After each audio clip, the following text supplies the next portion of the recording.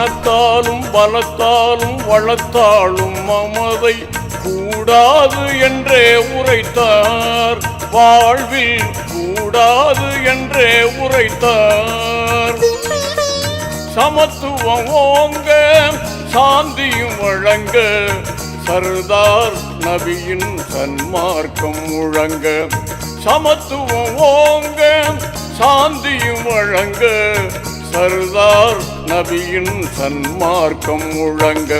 வானோங்கும் மார்க்கம் வளமான மார்க்கம் தீனோரின் நெறியல்லவா, திரு நபிநாதர் வழி அல்லவா.